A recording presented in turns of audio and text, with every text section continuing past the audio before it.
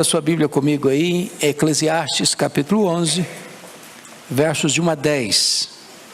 Lança o teu pão sobre as águas, porque depois de muitos dias o acharás.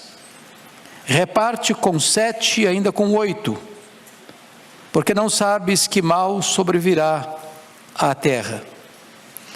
Estando as nuvens cheias, derramam aguaceiros sobre a terra, caindo a árvore para o sul ou para o norte, no lugar em que cair, aí ficará. Quem somente observa o vento e nunca semeará, quem somente observa o vento nunca semeará, e o que olha para as nuvens nunca cegará. Assim como tu não sabes qual o caminho do vento, nem como se formam os ossos no ventre da mulher grávida, assim também não sabes as obras de Deus, que faz todas as coisas. Semeia pela manhã a tua semente, e à tarde não repouses a mão, porque não sabes qual prosperará, se esta, se aquela, ou se ambas igualmente serão boas. Doce a luz e agradável aos olhos ver o sol. Ainda que o homem viva muitos anos, regozije-se em todos eles. Contudo, deve lembrar-se de que há dias de trevas, porque serão muitos. Tudo quanto sucede é vaidade. Alegra-te, jovem, na tua juventude, e recreie-se o teu coração nos dias da tua mocidade. Anda pelos caminhos que satisfazem ao teu coração e agradam aos teus olhos. Sabe, porém, que de todas essas coisas Deus te pedirá contas. Afasta, pois, do teu coração o desgosto, e remove da tua carne a dor, porque a juventude e a primavera da vida são vaidade. Então eu gostaria de conversar com vocês sobre as chaves para uma vida bem-sucedida. As chaves para uma vida bem-sucedida. Bom, vocês que estão acompanhando a exposição, lembram que o capítulo 10 encerra com um tópico sobre política, nos versículos 16 a 20. Ai de ti, ó terra, cujo rei é criança, e cujos príncipes se banqueteiam já de manhã. Então ele estava tratando desse assunto. Agora ele vai fazer no capítulo 11 uma transição. Ele vai sair do universo político para o tópico da economia, para o campo da economia. Os versículos 1 a 6 aqui de Eclesiastes capítulo 11. E ele vai mostrar para nós algumas chaves para a nossa vida bem-sucedida. É importante afirmar que Salomão, ao começar o seu governo, aliás, ele tinha sido escolhido por Deus antes de ser concebido. Quando ele nasce, Davi reafirma o compromisso com a mãe de Salomão, Batseba, de que ele seria o rei. Ele, de certa forma, tem essa consciência desde a infância. Aos seus, em torno de 20 anos, o seu irmão Adonias, já com a velhice de Davi, conspira num golpe de estado e se declara rei, mesmo com Davi vivo.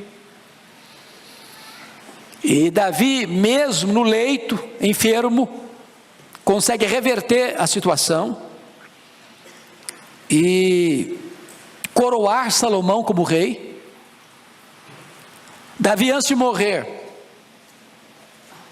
dá conselhos a Salomão para lidar com homens que eram um risco para o governo dele, que Davi não conseguiu resolver no seu governo,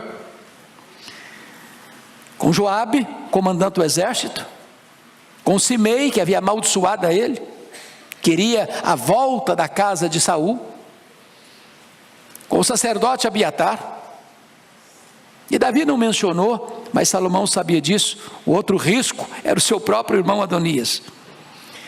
Então, o Joabe foi morto, o Simei foi assassinado também, e o Adonias também foi assassinado. Ele só não mandou matar o sacerdote, mas mandou ele para o exílio, depois até restaurou mais tarde. Mas Davi estava dizendo o seguinte: você precisa se livrar de qualquer risco para a estabilidade do seu governo. E Salomão começa o seu mandato, diríamos nós, pedindo para Deus. Deus chega para ele, se revela e diz: você pode pedir o que você quiser. E ele pediu o coração de discernimento, de sabedoria, para governar o povo. E Deus disse: eu agradei o seu pedido, vou lhe dar sabedoria e vou lhe dar riquezas. E ele veio a se tornar o homem mais rico e mais sábio da sua geração. Portanto, os conselhos que ele vai nos dar aqui tem a ver, já deu conselho sobre a questão da política, agora vai dar conselho sobre a questão da economia. E quais são esses conselhos? Quais são esses conselhos? Então, ele vai mostrar que é necessário duas coisas. Primeiro, uma fé corajosa para fazer investimento. Segundo, você vai precisar de uma alegria ultra circunstancial. Você vai se alegrar todos os dias da sua vida, mas você vai saber também que tem muitos dias de trevas. Se você vai se alegrar todos os dias da sua vida e tem muitos dias de trevas, você tem que ficar alegre até nos dias de trevas. E isso é um desafio. Há investimentos que você tem que ter fé. Você não vê, mas você investe. Você não controla, mas você investe.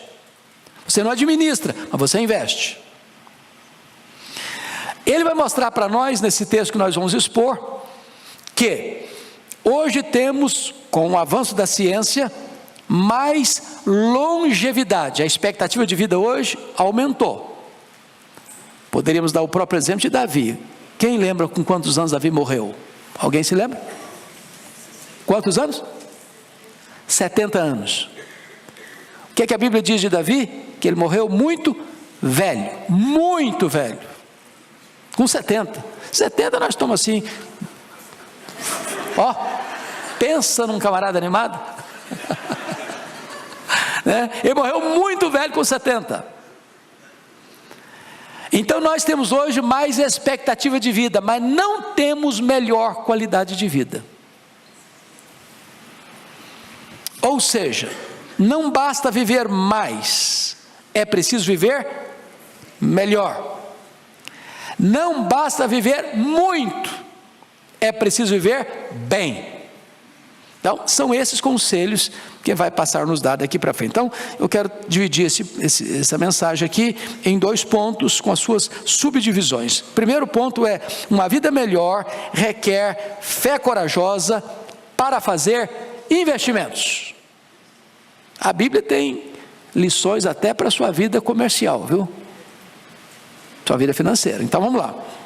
A vida não é uma rotina monótona, mas uma aventura de fé. E Salomão dá 6 conselhos aqui para fazer melhores investimentos. Primeiro conselho: para obter retorno é preciso ousar nos investimentos. Leia o verso primeiro comigo. Vamos juntos. Lança o teu pão sobre as águas, porque depois de muitos dias o acharás. Então, para um pouquinho aqui. Do que Salomão está falando? Lança o teu pão sobre as águas, porque depois de muitos dias o acharás. A maioria, às vezes, dos comentários devocionais espiritualiza esse texto, de que é um trabalho missionário, é o investimento da pregação, e etc. Mas o contexto onde os grandes exegetas, os grandes estudiosos da Bíblia debruçam sobre ele, é que especificamente ele está tratando de vida financeira, está tratando de economia. Você pode fazer aplicações espirituais, mas o assunto é economia. Então, eu só para dar algumas dicas. Leopold, que é um dos grandes comentaristas, diz o seguinte, que Salomão estaria falando sobre filantropia. Então, você, lá os seus pães sobre as águas, ajuda o pobre, ajuda o necessitado. Amanhã, quem sabe é você que está necessitado e você vai ser ajudado. Outros pensam que está falando sobre semeadura nas bordas dos rios, depois que o aguaceiro secou. Então você lança o pão, o rio enxuga, retrocede, vem um período de seca, e aquelas bordas dos rios umedecidas, com muito adubo natural, a sua semente vai nascer, vai crescer e vai frutificar.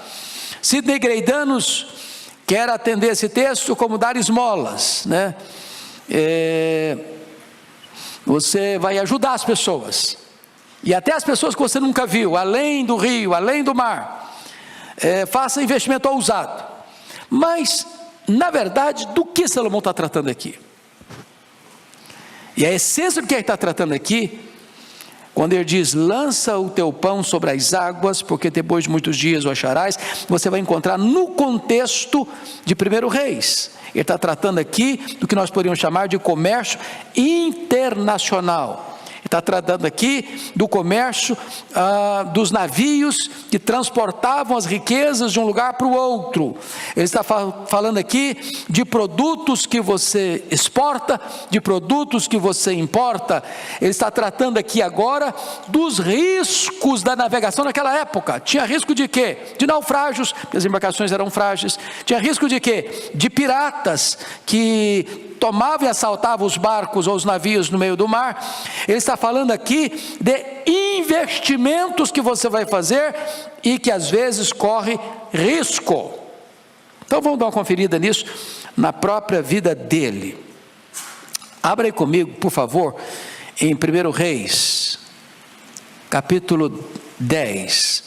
Ele vai contar a sua própria experiência, o que ele usava nesse sentido aí. 1 Reis, capítulo 10.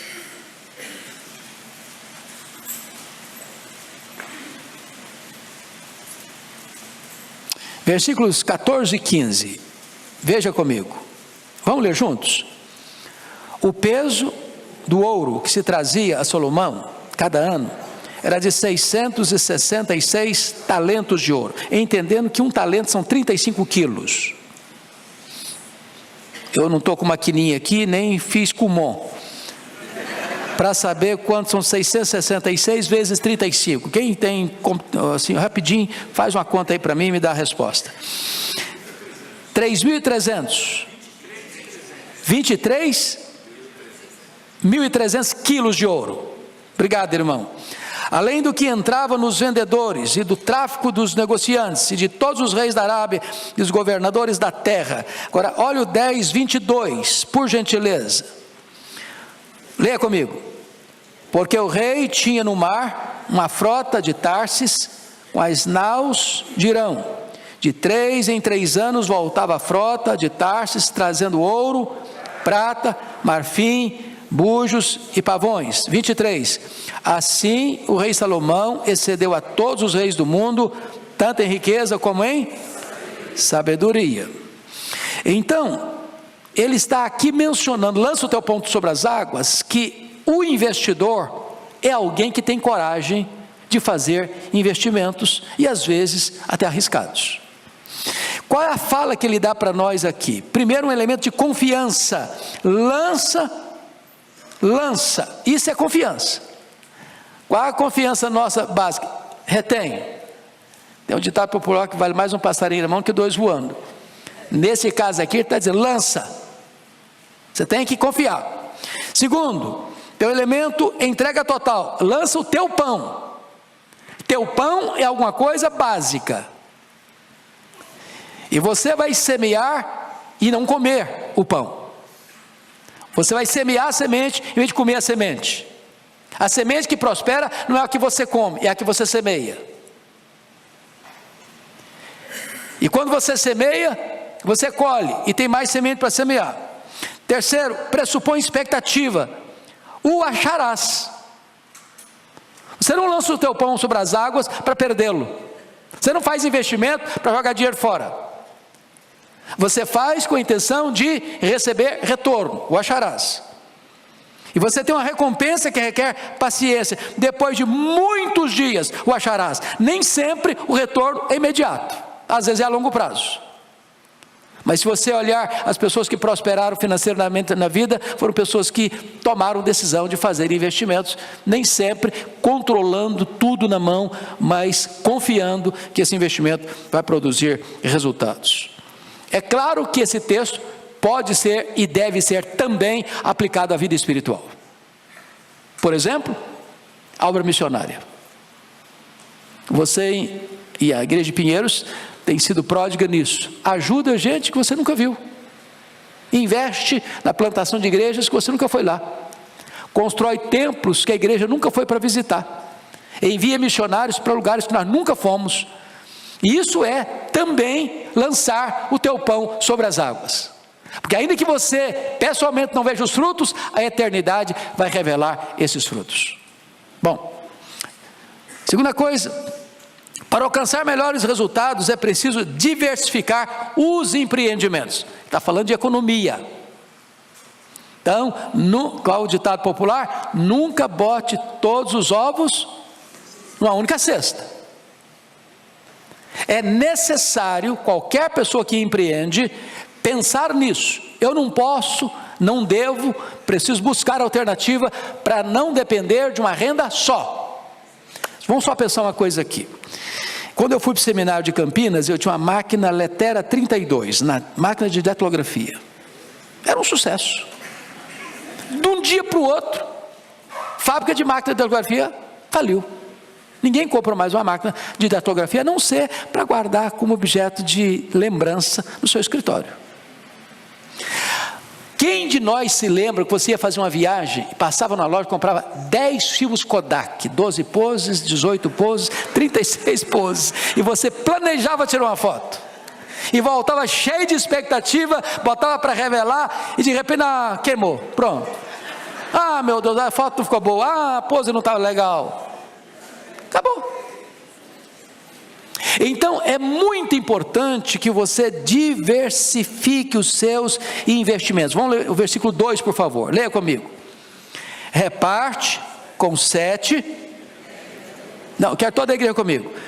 Reparte com 7 e ainda com 8, porque não sabes que mal sobrevirá à terra. Então você deve distribuir seus bens em vários investimentos e não apenas num único negócio, numa única área. Não é um sábio conselho? E vocês já fazem isso? Porque tem tempo ainda de fazer, sabia? Fazer investimento em outra área que você nunca investiu. Comece uma coisa nova, empreenda uma coisa nova. Os cursos de capacitação estão por aí. Porque às vezes, irmãos, a gente tem um esforço grande demais e um resultado pequeno demais, por falta de habilidade de diversificar os investimentos. Agora, vamos fazer agora a aplicação mais espiritual, embora o texto é de economia. Todos os estudiosos dizem que ele está tratando de economia. Mas nós podemos usar esse texto também espiritualmente. Nós podemos diversificar o nosso portfólio de investimento no reino de Deus. Tem gente que entrega o dízimo, louvado seja Deus, mas só o dízimo também. Ele não dá 1 centavo de oferta. Ele não investe em mais nada. Então abra o leque. Abra o leque. Ajuda. Seja generoso, seja pródigo no ofertar. Mais bem-aventurado é dar do que receber. Então, na medida que você vai abrindo, reparte com 7 e ainda com 8, porque não sabes que mal sobrevirá a terra. Sabe o que ele está dizendo? Pode vir um mal, e pode vir um tempo de escassez. E se você está falando de investimento, essa área aqui deu problema, aquela outra área está prosperando. Eu sou lá da região rural, e eu sempre converso isso com meu irmão. Você planta café, você planta a pimenta do reino, você cria gado. Tem uma hora que o boi está muito ruim, não dá, não vai, não funciona, o preço está baixo demais, não tem comércio. Mas aí o café resolve. O café não resolveu, de repente a pimenta resolve. Você tem que diversificar. Você não pode botar todos os ovos numa cesta só. E no reino de Deus você vai abrir este leque para fazer novos e maiores investimentos. Terceiro conselho de Salomão: o plano de Deus é certo, por isso importa avançar. Verso 3, leia comigo. Estando as nuvens cheias, derrama aguaceiro sobre a terra, caindo a árvore para o sul ou para o norte, no lugar em que cair, aí ficará. Ele está falando aqui daquilo que é a inexorabilidade dos planos de Deus. Você não muda, você não sabe se ela vai cair nem para a direita ou para a esquerda, ou para o norte ou para o sul. No lado que ela cair, ela vai ficar. Tem coisa na vida que você não administra, você não controla, não depende de você. Então, o que ele está dizendo é o seguinte: aquilo que é inexorável, que vai acontecer, querendo você ou não, gostando você ou não, planejando você ou não, administrando você ou não, que você não domina, não controla, não pode levar você à inatividade. Não vou fazer porque eu não controlo. Eu não vou investir porque eu não tenho todos os elementos na mão. O que não administramos não pode paralisar a nossa ação naquilo que nós administramos. Salomão está falando de resultados inevitáveis das escolhas humanas. Então, o que ele está mostrando? Estando as nuvens cheias. As nuvens estão o quê? Vazias ou cheias? Cheias. Lutero dizia: imite a generosidade das nuvens. Delitzsch disse: não se pode controlar a natureza, portanto, devemos nos preparar para o pior. Para o pior. Estando as nuvens cheias, derrama aguaceiro sobre a terra.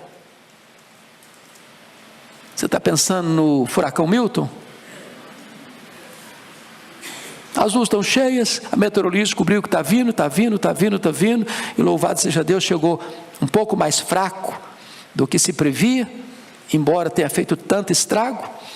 E eu não estava aqui na noite de sexta para sábado, mas São Paulo viu um pouquinho do Milton chegando para cá também, né? Ventos de mais de 100 quilômetros em São Paulo, né? A cidade boa parte sem energia. Você não administra isso, você não controla o tempo. Mas o fato de você não controlar o tempo não pode impedir você de fazer investimentos. O país está em crise, a economia está derretendo. Eu estava lendo essa semana que alguns milhares de milionários do Brasil estão saindo do Brasil para fazer investimentos em países mais seguros, com políticas econômicas mais sólidas, com garantias jurídicas mais consistentes. Ok, e você que não vai sair? Vai ficar de braço cruzado? Vai ficar com medo? Vai parar? Vai fechar a sua empresa? Vai fechar seu negócio? Ou você vai crescer na crise? Ou você vai avançar mais? Porque você pode estudar a história dos vencedores. Eles cresceram na crise. É no campo da batalha que se forja o soldado. É nas procelas do mar que você forma um bom marinheiro. É na crise da economia que algumas pessoas se tornam mais ricas. Porque ousam, porque têm coragem, porque lançam o seu pão sobre as águas. Porque apesar do aguaceiro das nuvens, ele continua investindo, ele continua trabalhando, ele continua buscando novas alternativas. É disso que Salomão está tratando. Quarto conselho: não espere tempo favorável, importa trabalhar. Versículo 4, leia comigo todo mundo. Quem somente observa o vento nunca semeará, e o que olha para as nuvens nunca cegará. Nas mídias brasileiras tem até uma piadinha que todos vocês já viram, né? Dois caipiras lá no campo, um olha para o tempo assim, tinha uma nuvem lá no horizonte, Ih, vou trabalhar não, olha a tempestade que vai chegar aí. Conhece gente assim? Que busca desculpa para ficar em casa, dormindo à tarde, preguiça, moleza, corpo mole. O que ele está mostrando para nós? Adiar o trabalho por causa da preguiça é um desastre. É um desastre. Olha a ilustração que ele deu no capítulo anterior, no capítulo 10, versículo 18. Você lê comigo, 10, 18. Pela muita preguiça, desaba o teto. Pela frouxidão das mãos, goteja a casa. O que ele está falando aqui? Quem estava na aula passada? Ele está mostrando que começa uma goteira na casa. Quem já teve goteira em casa aqui? Todo mundo, né? Todo mundo sabe que é uma goteira. Aí qual a solução imediata? Vai lá e bota um balde. Está pingando um balde. Não conserta o telhado depois que a chuva foi embora. Aí na próxima chuva, não basta um balde, tem que ser uma bacia. Aí passou a chuva, não consertou também. Aí apodrece o caibro. A próxima chuva pode desabar o teto da cabeça dele. Preguiça e adiar a solução que precisa ser resolvido agora. O que ele está nos informando aí, meus irmãos, no versículo 4? Quem somente observa o vento, as dificuldades, as intempéries, o ambiente não favorável, não semeia, não trabalha, não investe, não se move. E aí o que acontece? O desastre virá. Quem observa o mau tempo nunca semeia. Se não semeia, não colhe. Qual é o agricultor que só planta se o clima está bom? O agricultor planta todo ano, todo ano, todo ano. E ele não administra o tempo, ele não administra a chuva, mas ele prepara a terra todo ano, todo ano, todo ano. Essa semana eu falei com meu irmão lá no interior do Espírito Santo. Ele estava meio angustiado, desesperado, porque o ano passado a colheita foi fraquíssima, de café, fraquíssima, não produziu nem 50%, chegou o maior preço da história do café, R$1.500 uma saca de café, mas não tem café. Aí veio a chuva, florou como nunca, aí a seca de novo. E o desespero. E ele disse, se passar mais 15 dias de sol, não vamos perder a safra desse ano também, inclusive a lavoura. Eu falei, calma, você não administra o tempo. Quando estão fazendo investimento, essa semana a chuva chegou, e eles estão lá pulando de alegria. Você não administra o quê? O tempo. Mas você tem que continuar trabalhando. Está em crise mesmo. Está com problema, tem problema mesmo.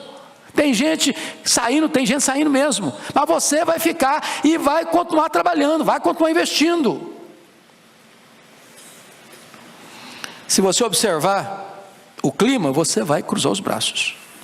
Quer saber? Eu não vou fazer nada mesmo, eu vou viver do que eu já tenho, eu vou comer o que eu já granjeei, e eu não quero nem tomar conhecimento com as futuras gerações. Pronto, acomodou, cruzou os braços.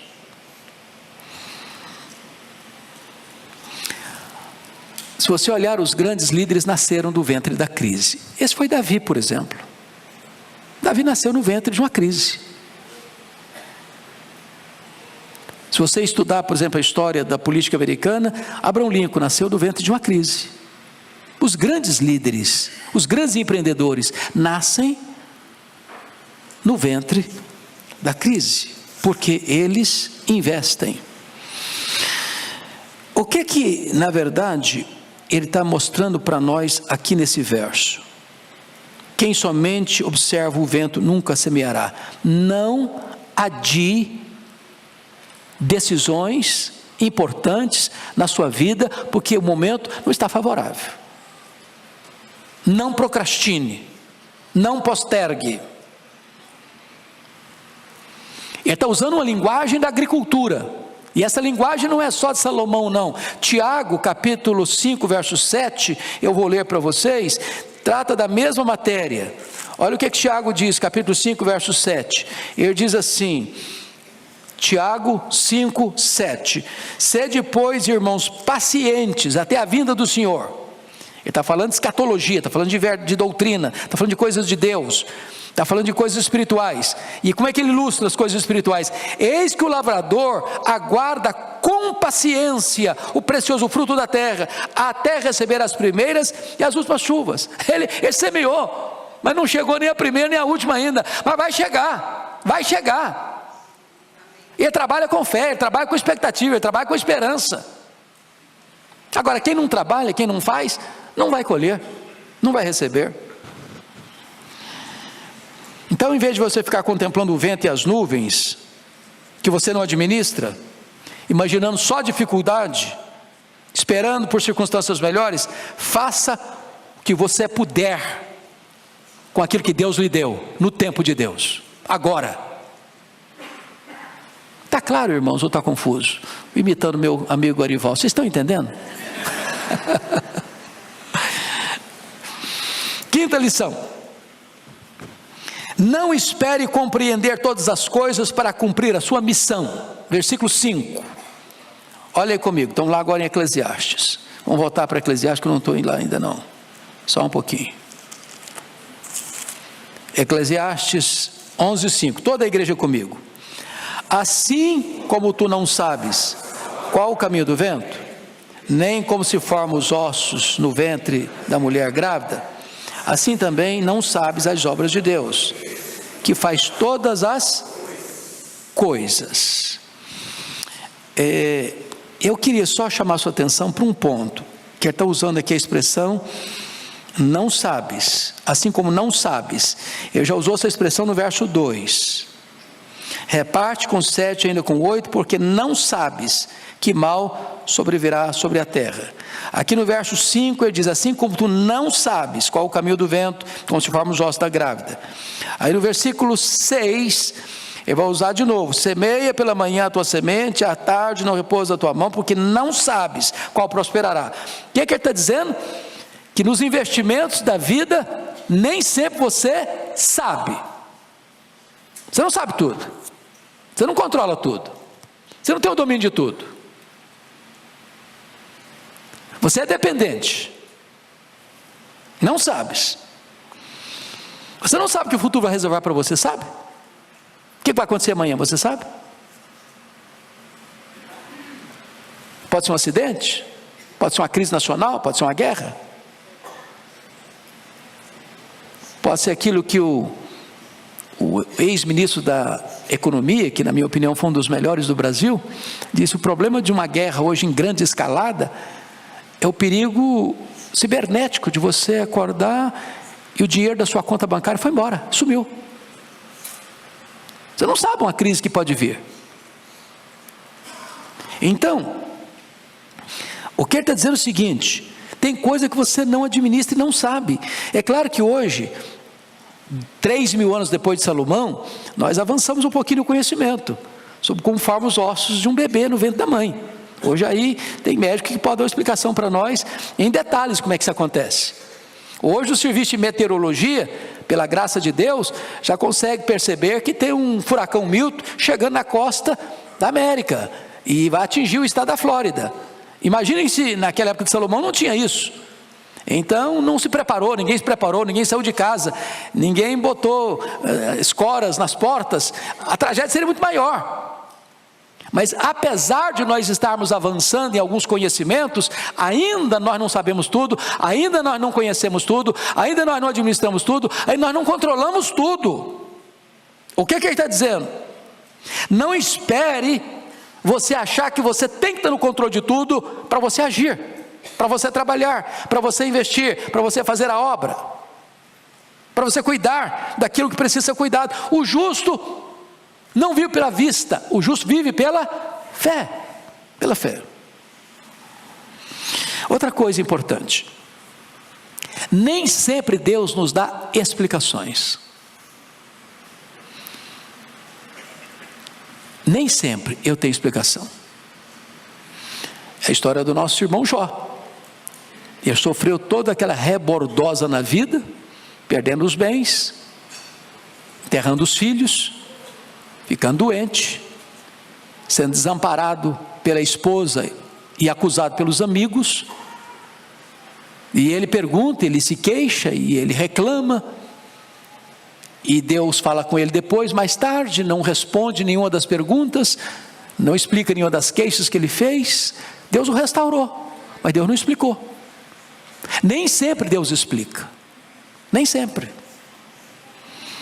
Então, a fé desabrocha no mistério da providência e não elimina isso.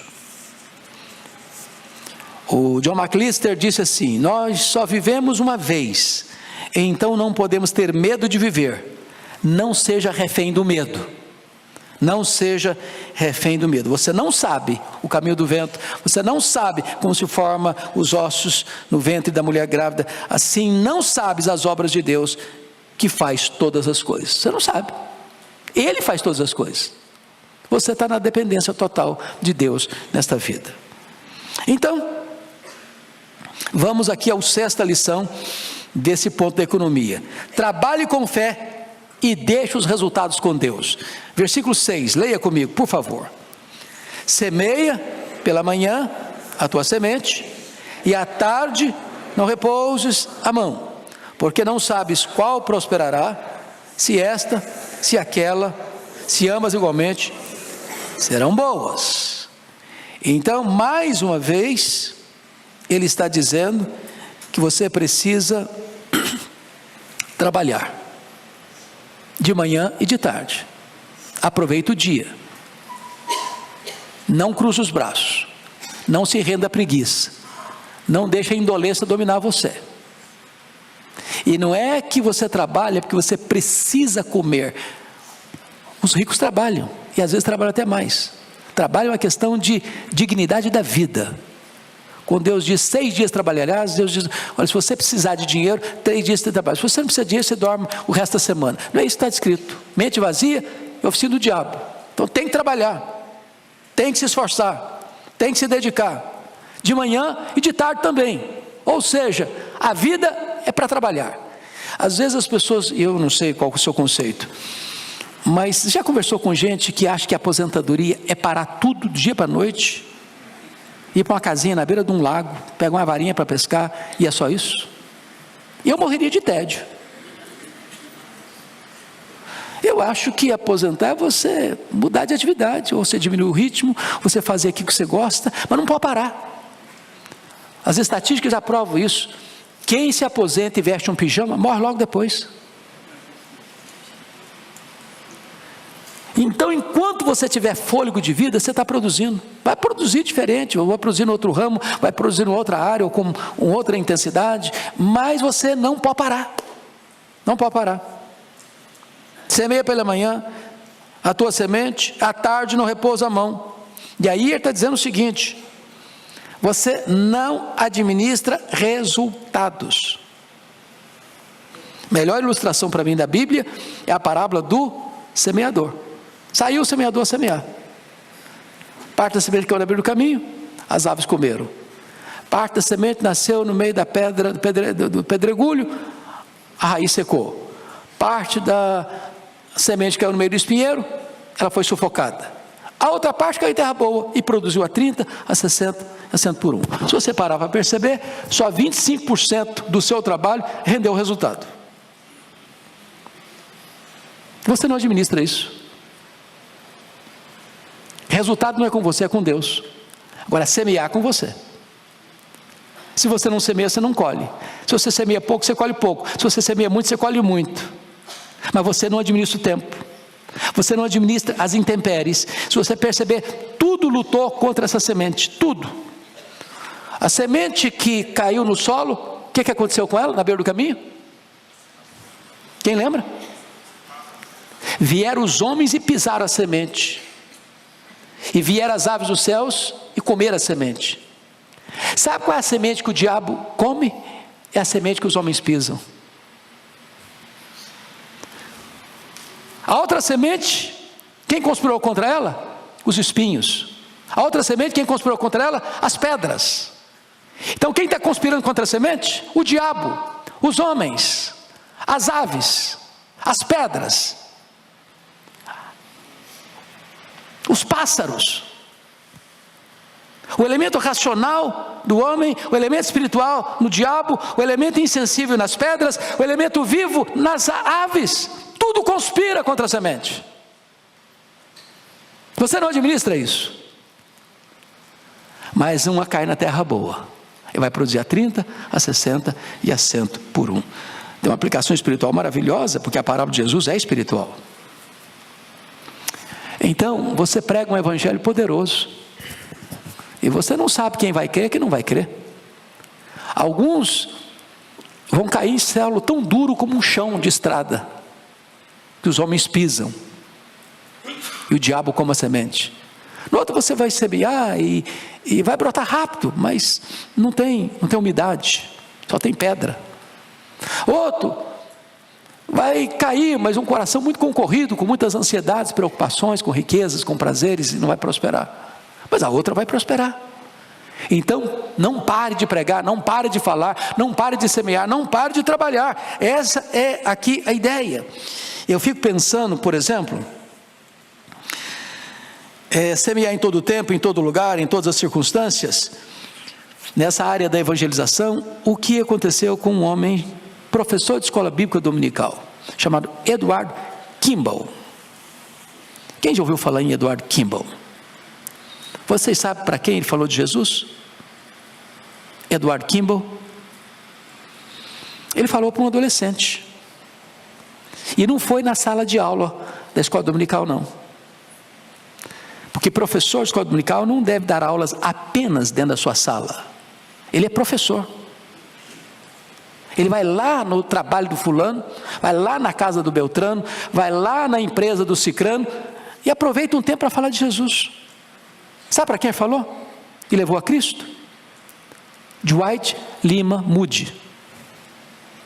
A história não sabe muito bem quem é Edward Kimball, mas a história conhece muito bem quem foi Dwight Lima Moody, o homem que levou mais de 500 mil pessoas a Cristo. Você não sabe qual é a semente que vai produzir? Semeia. Semeia as crianças, os adolescentes, aos jovens, aos casais, aos idosos. Quem sabe Deus levanta um novo Billy Graham? Quem sabe Deus levanta um novo Moody? Quem sabe Deus levanta um novo Spurgeon? Semeia. Bom, vamos sair para o segundo ponto agora, que é uma vida melhor requer, agora já parou a economia, acabou a lição de economia. Vamos entrar para o outro ponto agora. Uma vida melhor requer alegria apesar das circunstâncias. Primeiro ponto, deleite-se na luz, versículo 7, leia comigo. Doce é a luz, é agradável aos olhos ver o sol. O que está dizendo, gente? Você conhece gente que acorda às 10 horas da manhã? Você liga para ele 10 horas e está com a voz amarrotada? Doce a luz, agradável ver o sol. Ou seja, você deveria começar o seu dia abrindo a janela e dizer: este é o dia que o Senhor fez, alegremos-nos e regozijemos-nos nele, animado com a vida, empolgado com começar o dia. Este é o dia que o Senhor fez, tem luz, tem sol, tem trabalho, tem atividade, tem produção, tem investimento, tem coisas novas para acontecer. Começa o seu dia com alegria. Esse é o retrato que ele está querendo dizer aqui. Viva a vida superlativamente. Ele usa duas palavrinhas muito interessantes: doce e agradável, né? Doce e agradável. E quando ele fala de luz, luz é um símbolo muito rico na Bíblia. O próprio Deus é luz, a verdade é luz, a santidade é luz, o conhecimento é luz. Então, começa o seu dia empolgado desta forma, viva exuberantemente. Segunda lição: viva a vida com prazerosa alegria, versículo 8a, leia comigo. Ainda que o homem viva muitos anos, regozije-se em todos eles. Então, até aqui. Preste atenção aqui. Ainda que eu viva muitos anos, regozijo em todos eles. Vamos entender o que ele está dizendo. A vida é um dom de Deus.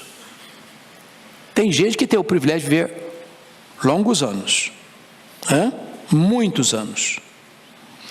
Mas você conhece gente que vive muitos anos, mas uma vida muito infeliz? Que longevidade não é a mesma coisa de qualidade de vida. Não basta viver muito, é preciso viver bem. Não basta ter longevidade, é preciso ter qualidade de vida. Então é preciso desfrutar desta alegria de viver. É preciso ter olhos para ver. Por exemplo, às vezes eu vejo quando uma pessoa está reclamando da vida, e eu gosto de perguntar para ela assim: você já parou para perguntar quanto vale você ter um cérebro que está funcionando e você não está vegetando? Uma máquina, um CTI? Tem gente que está vegetando. Você já parou para perceber quanto vale você ter pernas para andar? Você poder se locomover e não estar numa maca ou numa cadeira de rodas? Você já parou para valorizar quanto vale os seus braços? Você pode trabalhar, abraçar. Já parou para valorizar quanto vale você ter um coração que está funcionando, jogando sangue e vida para o seu corpo? Já parou para você valorizar quanto vale você ter pulmões e não estar numa máquina de respiração mecânica? Falta de ar, precisando de oxigênio. Você já parou para valorizar quanto vale você ter seus rins funcionando e não estar numa hemodiálise? Você já parou para avaliar quanto vale você ter um estômago que processa os alimentos, gerando saúde para o seu corpo? Você já parou para valorizar quanto vale você ter uma casa para morar, quando tanta gente mora debaixo de uma ponte? Você tem uma cama quentinha para dormir, em vez de você não estar dormindo no relento? Se acordar e ter pão na sua geladeira, ter pão na sua mesa, ter a sua despensa cheia e você não está passando fome? Você já pensou nisso? Quando tem milhões de pessoas no mundo passando fome? Você já parou para agradecer a Deus o fato de você ter uma família que quando você chega no final do dia, tem alguém para abraçar você? Você já agradeceu a Deus seus amigos? A igreja de Cristo? Você ter seu nome escrito no livro da vida? Você ter Jesus como seu Salvador? Então, viva os dias da sua vida nessa perspectiva da celebração e da gratidão. Porque senão você tem tudo isso e vive murmurando, e vive triste, vive lamentando a vida, e vive só arrotando o amargor de um coração ingrato. Terceira lição: apesar de você dever viver todos os dias da sua vida feliz, você precisa se preparar também para os dias trevosos. Olha o versículo 8b, leia comigo. Contudo, deve lembrar-se de que há dias de trevas, porque serão muitos. Tudo quanto sucede é o quê? Vaidade. Então, vamos entender isso aqui. Você vive todos os dias da sua vida, de que maneira? Com regozijo. Mas, para um pouquinho, tem dias que não tem luz não. Tem dias que tem o quê? Trevas. E são poucos dias que ele está dizendo? Não. São o quê? Muitos dias. Quem já passou dia trevoso aqui? Tem alguém que nunca passou? Dói, não dói? Hoje gente, tem dia que se a gente pudesse pular, a gente pularia, né? É difícil. Tem hora que você não vê saída, tem hora que você se vê num beco, acuado, encurralado. Você diz, meu Deus, não sei como é que eu saio dessa, não sei como é que vai ser. De repente Deus dá uma saída, abre uma porta, abre um caminho no meio do mar. Tem dia que não tem pão, Deus joga o maná. Tem dia que Deus dá um pouquinho mais, dá até codorniz para você comer uma carninha. Mas O que Salomão está dizendo é o seguinte: você não pode ser romântico a ponto de pensar que você nunca vai ter ou enfrentar problema na vida. É só uma questão de tempo. Todos nós vamos passar por lutas, muitas lutas, difíceis lutas. Eu fiquei muito comovido mesmo, há poucos dias, com a morte do presbítero Paulo, uma pessoa muito querida aqui da nossa igreja de Pinheiros, Paulo e a Berenice. Eu fui visitar o Paulo no hospital uma semana antes do seu falecimento. E o presbítero Paulo e a dona Berenice, um casal tão amado, um casal de 70 anos, ele um líder, um homem de Deus, a Berenice uma mulher de Deus, foram para o litoral, despedir-se do neto que estava indo para a Europa. E atravessando a Ayrton Senna, depois do aeroporto de Guarulhos, um carro bateu na traseira. Óbvio, você para ver o que está acontecendo. 2 homens disseram: não, fica tranquilo, nós temos seguro. Mas não era nada disso, era um sequestro. Botaram o casal no carro deles, saíram. A polícia foi acionada porque alguém viu o fato e foi no encalço deles, dos marginais. Fugindo da polícia, tombaram o carro e a dona Berenice morreu na hora. O presbítero Paulo com múltiplas fraturas nas pernas, em ambas as pernas, bravamente lutou pela vida de julho até a semana passada e sucumbiu à morte. O que me consolou por demais é que o filho caçulo, o presbítero Rodrigo, que foi comigo ao hospital visitar o seu pai, com uma serenidade, com uma confiança, com uma gratidão no coração por quem foi o pai, quem foi a mãe, que lições ensinou, que exemplo deixou, que legado deixou para a família. Mas é treva, é dia de treva, é dia de dor, é dia de luto, é dia de tristeza. Esse dia chega, e chega para a gente crente, chega para a gente cheio do Espírito Santo, chega para a gente piedosa, chega para mim, chega para você. Eu já enfrentei tantas lutas, como já compartilhei algumas vezes aqui com vocês, de ter irmão assassinado, de ter outro irmão vítima de um atentado que quase chegou à morte. Dias tenebrosos. Então, é preciso estar prevenido que vai chegar. E preste atenção nisso. Deus não prepara você antecipadamente, não. Eu, quando era pré-adolescente, minha mãe era muito doente, eu tinha trauma de pensar da minha mãe morrer. Muitas vezes na minha adolescência, eu orei para Deus: me leva primeiro, eu não aguento ver minha mãe morrer, eu não aguento ver meu pai morrer, eu não aguento ver um irmão meu morrer. Eu orava assim mesmo, com toda a força da minha alma. Mas se Deus permite você passar por uma situação, Ele vai preparar você. Nunca vai faltar a graça de Deus para sustentar você numa prova da vida. Aqui nós sorrimos, aqui nós choramos, aqui tem festa, aqui tem luta, aqui tem flores, aqui tem espinho, aqui tem graça, aqui tem dor, aqui tem arrebatamento ao terceiro céu e aqui tem espinho na carne. Essa é a realidade da vida. 4ª lição: viva a sua juventude com superlatividade. Versículo 9, parte A. Vamos ler juntos? Alegra-te, jovem, na tua juventude, e recreie-se o teu coração nos dias da tua mocidade. O que ele está falando aqui para nós? Gente, essa fase é bonita, fala a verdade. Eu, quando hoje as pessoas dizem que a terceira idade é a fase melhor, eu fico em crise. Eu falei: será? Será? Não me contaram então como é que é esse negócio. Porque às vezes a cabeça vai a 100 por hora e o corpo vai a 30, né? Eu costumo brincar, quando você entra no carro, fala: ai, é porque já está velho. Ai, para sair do carro, está velho. Alguém já brincou que a vida humana se resume em 4 animais. 4 animais. Quando você é jovem, você é como o gavião.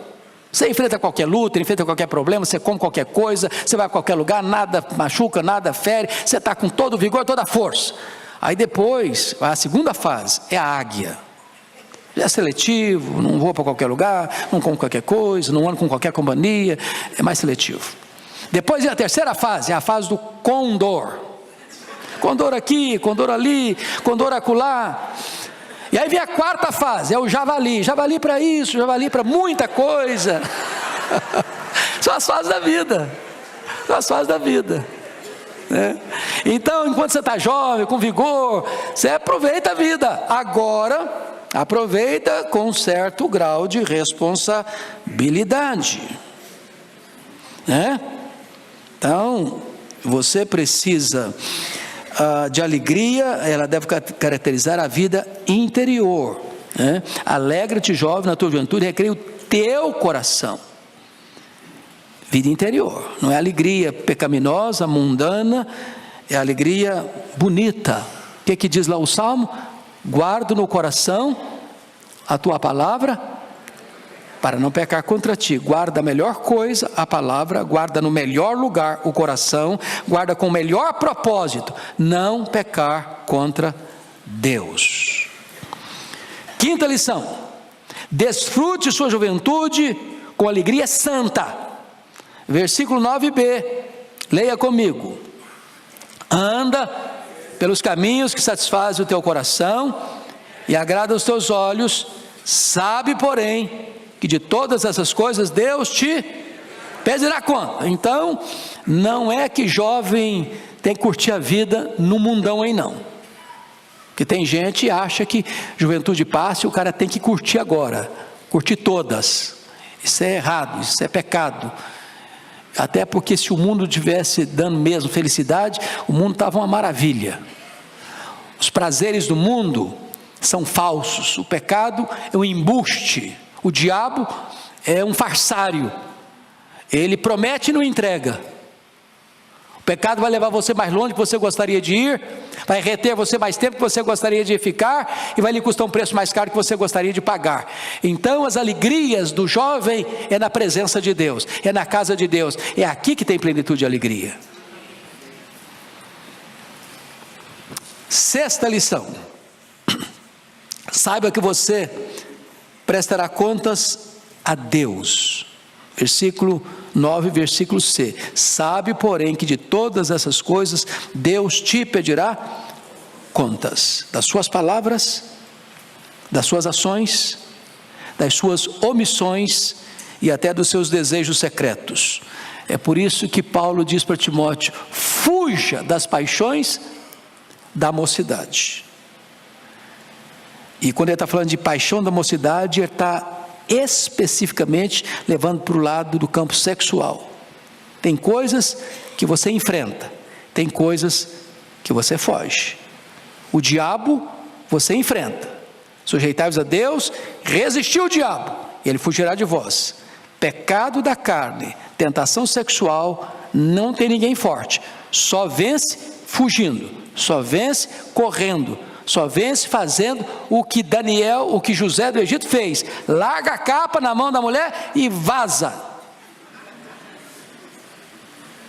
porque do contrário não consegue.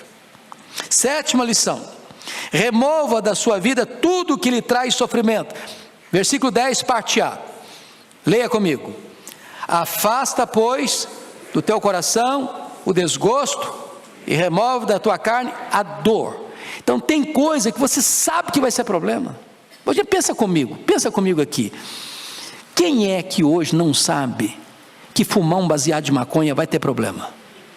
Quem hoje não sabe que cheirar um papelote de cocaína não vai dar problema?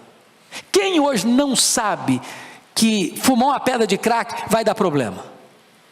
Quem hoje não sabe que numa relação sexual maluca, sem qualquer critério de responsabilidade, vai dar problema? A pessoa sabe, mas vai assim mesmo. Então o que é que Salomão está dizendo? Olha, tem coisas na vida que vai gerar desgosto, vai gerar dor física, emocional, moral, espiritual. Então não entre aí, não vá nesse lugar, não ande com essa pessoa, não frequente esse ambiente. Fuja. Bom, vamos terminar. O último ponto. Esteja certo de que a juventude é fugaz e passageira. Como é que termina o versículo? Porque a juventude e a primavera da vida são vaidade. Hoje, gente, não tem jeito. Aqui não dá para congelar. Tem muita gente aí querendo sair do Brasil, sair do planeta, sair pesquisando os universos do mundo aí, para tentar driblar a velhice e a morte. Não tem jeito não. O tempo vai esculpindo em nosso rosto algumas rugas indisfarçáveis. Esse é o ponto. A beleza vai murchando, igual maracujá. Tem jeito. Eu acho que as meninas são mais espertas do que os homens. Aliás, sempre foram. E elas driblam isso melhor que os nós, sabia? Um bom cosmético ajuda muito. A corda é um caos. Bota um bom cosmético, vira um cosmos. Mas chega uma hora que ainda que o afamado cirurgião plástico Pitangui ressuscitasse dos mortos, não tem mais jeito. As pernas ficam bambas, os joelhos trôpegos, as mãos descaídas, os olhos embaçados. E os entendidos dizem que cada fio de cabelo branco que brota na sua cabeça é a morte chamando você para um duelo. Deve ter um exército acampado ao meu redor já.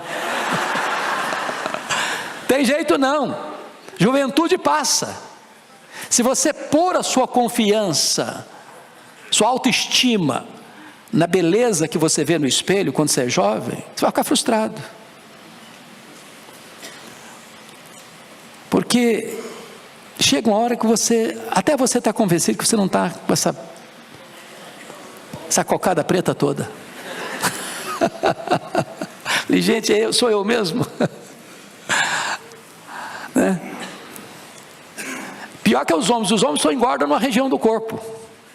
É uma benção, né? O cara fica com a perna fina e a barriga grande. É uma tristeza. Então não ponha muita a sua base de felicidade na beleza do seu corpo enquanto você é jovem, porque essa juventude vai passar. A Bíblia diz lá em Provérbios 31, a graça e a formosura são vã, mas a mulher que teme o Senhor, essa será louvada. Então, valores, princípios. Eu quero terminar com a frase do Dr. Billy Graham. O livro dele, o último livro que ele escreveu antes de morrer, eu achei fenomenal. Uma frase valeu o livro para mim. Ele diz assim: a velhice não é para os fracos. A velhice não é para os fracos. A velhice vai chegar, e graças a Deus que chega, senão vai ter que morrer jovem. Se chegar, viva essa velhice com felicidade. Curta a velhice, desfruta a velhice. Sem murmuração, sem azedume. Envelheça com doçura. Seja uma pessoa amável. Ajude a nova geração com a sua sabedoria, com a sua experiência. Ensine a futura geração as verdades de Deus. Para essa geração pôr sua confiança em Deus, como está lá no Salmo 78. Para que todas as fases da vida possam ser vividas com superlatividade e gratidão.